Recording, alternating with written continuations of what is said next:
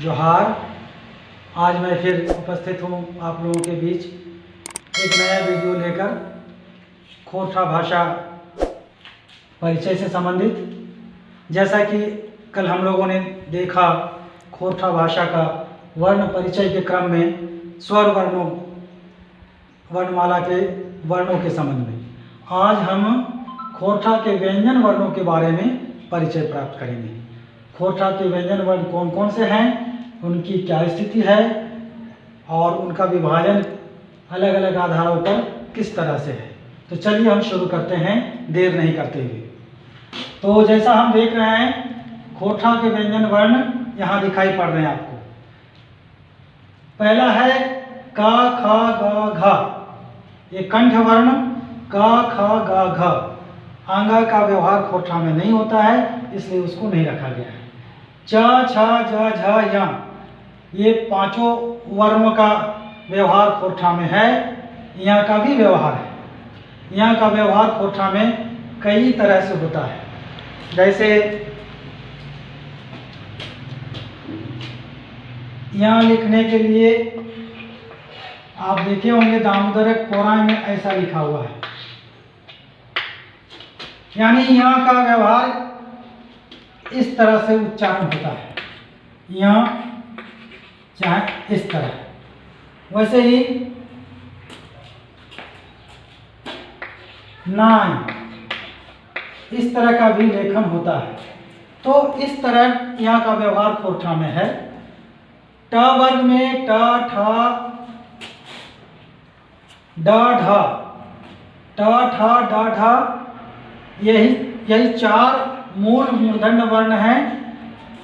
ण का व्यवहार यानी अनुनासिक मूर्धन्य वर्ग के अनुनासिक का व्यवहार खोरठा में नहीं है, उसको इसलिए खोरठा वर्णमाला में नहीं रखा गया है। ये चार मूल मूर्धन्य वर्ण और दो ये उप व्यंजन हैं, उप मूर्धन्य वर्ण है ड़ और ढ। इनका व्यवहार खोरठा में कई स्थानों पर होता है।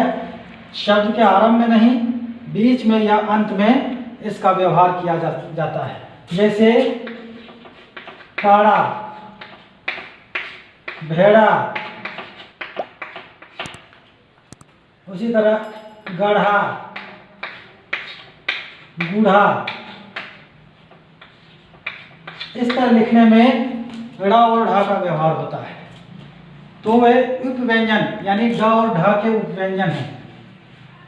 दंत वर्ण के अंतर्गत त थ द ध न, ये पांचों वर्ण खोरठा में व्यवहार किए जाते हैं।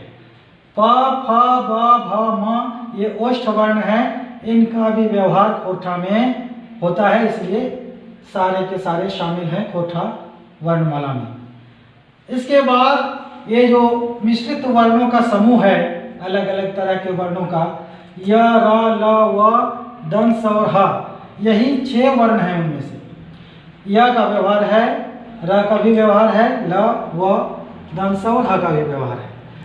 य और व का व्यवहार अर्ध स्वर माना गया है इसको। खोरठा में इसका व्यवहार संयुक्त स्वर की तरह भी होता है। जैसे ई और ई जोड़ आ बराबर य, उ जोड़ आ बराबर व। इस रूप में खोरठा में य का उच्चारण या व्यवहार होता है। तो जब मात्रा के रूप में जब स्वरों का व्यवहार होता है तो यह बन जाता है, जैसे सियार,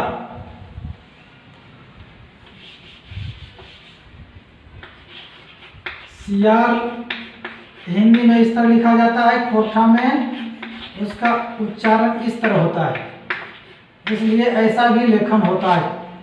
उसी तरह कई जगह पर जैसे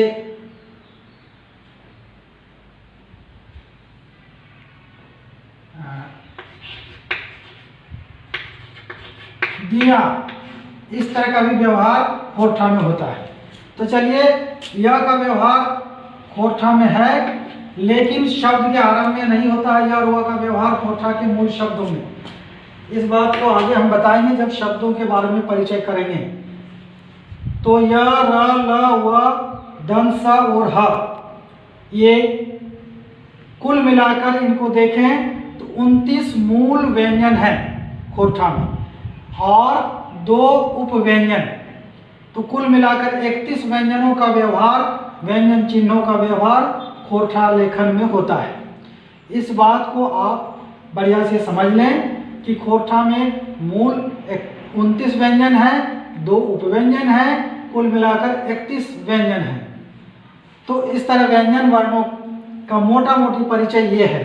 अब इसके अलावे कुछ खोरठा के जो अपनी ध्वनियाँ हैं, व्यंजन ध्वनियाँ जो मौलिक हैं, दूसरी भाषाओं में, झारखंड की कुछ भाषाओं में, सदानी भाषाओं में, ट्राइबल भाषाओं में भी व्यवहार होते हैं, वैसी ध्वनियों का व्यवहार होता है। लेकिन अन्य भाषाओं यानी हिंदी वगैरह में उन ध्वनियों का व्यवहार नहीं है। तो उन ध्वनियों के बारे में भी हम जानें। तो इस बात को हम यहाँ बिठाकर क्लियर करते हैं। 4 महाप्राण ध्वनियाँ खोरठा की मौलिक ध्वनियाँ हैं, जिनको लिखने के लिए हिंदी यानी देवनागरी वर्णमाला में कोई व्यवस्था नहीं है, देवनागरी लिपि में कोई चिन्ह नहीं है, जिसके चलते इनको लिखने के लिए संयुक्त अक्षरों का व्यवहार यानी अक्षरों को संयुक्त करके लिखा जाता है। जैसे न का महाप्राण न, म का महाप्राण म, र का महाप्राण र, या इस तरह, या फिर ल का महाप्राण ल। इन ध्वनियों का व्यवहार खोरठा में होता है, खोरठा उच्चारण में है।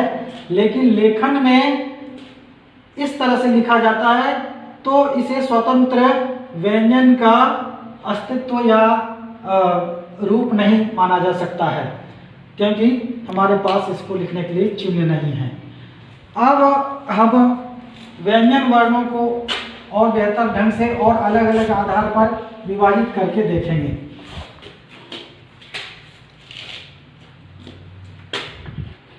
अल्प प्राण,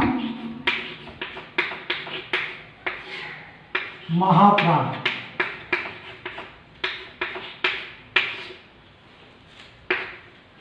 इनके आधार पर वर्णों का, व्यंजन वर्णों का विभाजन होता है। खोरठा में अल्प प्राण कौन कौन है, महाप्राण कौन कौन है, इन बातों को भी भली भांति जान लेना आवश्यक है। क्योंकि कई बार ऐसे प्रश्न पूछे जाते हैं कि दे दिया जाता है कोई वर्ण और कहा जाता है ये किसके अंतर्गत आएगा, तो अल्प प्राण है कि महाप्राण है, ऑप्शन दे दिया जाता है। या फिर इनमें से एकर मध्य अल्प प्राण कौनटा लागे, ऐसा सवाल पूछ दिया जाता है और 4 ऑप्शन आपको दे दिए जाएंगे। तो आपको अगर समझ नहीं हो कि अल्प प्राण किसे कहते हैं, महाप्राण किसे कहते हैं, तो दिक्कत होगी आपको। तो इसको भली भांति समझ लें ताकि कोई कंफ्यूजन नहीं हो, कोई भ्रम नहीं हो। तो अल्प प्राण का मतलब है वैसी ध्वनियाँ, व्यंजन वर्णों की वैसी ध्वनियाँ जिनके उच्चारण में कम हवा की खपत होती है, हवा की कम खपत होती है, इसलिए अल्प प्राण कहा गया है। प्राण मतलब हवा, अल्प मतलब कम, तो कम हवा की खपत यानी अल्प प्राण वाली ध्वनियाँ। तो अल्प प्राण कौन कौन है ये जानिए आप। महाप्राण उसके विपरीत है, जिसके उच्चारण में अधिक हवा की खपत होती है, वे महाप्राण कहलाते हैं। तो इन दोनों अलग अलग वर्ण रूपों को हम बेहतर ढंग से समझ लें ताकि कोई भ्रम की स्थिति नहीं रहे। तो अल्प प्राण वर्ग का 1, 2, 1 और 3 अल्प प्राण। महाप्राण वर्ग का पहला, दूसरा और चौथा ये महाप्राण है।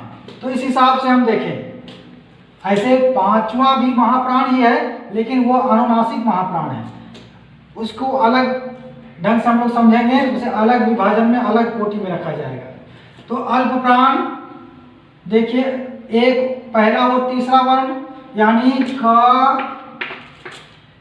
ग च ज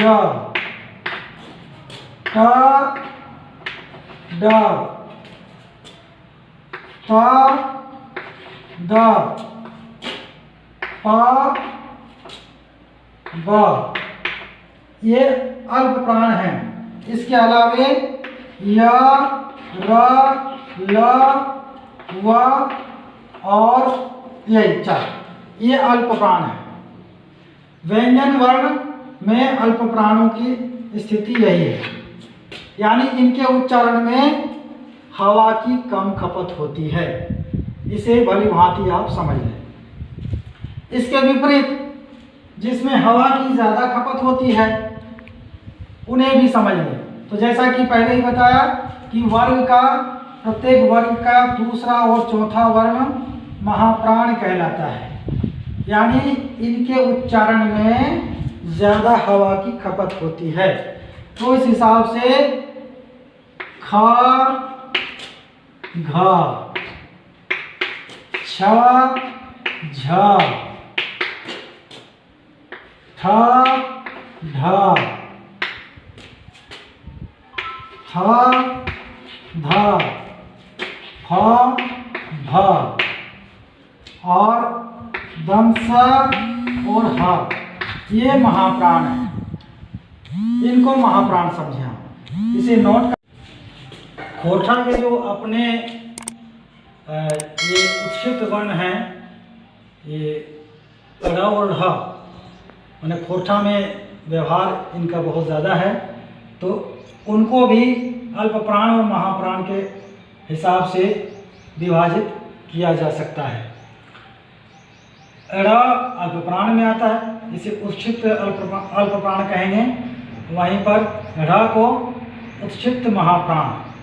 इन दोनों को द्विगुण व्यंजन भी कहा जाता है। इस बात को याद कर लें कि ये जो हैं, ये दोनों क्या हैं, इन्हें द्विगुण व्यंजन कहा गया है। ये उत्क्षिप्त हैं, यानी जीभ यहाँ पर नाचती है। जब इसके उच्चारण होता है तो एक बार ड बोलने में एक बार जीभ सटती है और हट जाती है, ढ बोलने में उसी तरह की स्थिति होती है, लेकिन ड़ और ढ बोलने में जीभ नाचती है मूर्धा में सटकर। तो इसलिए इसको उत्क्षिप्त अल्प प्राण कहा गया है और इसको उत्क्षिप्त महाप्राण।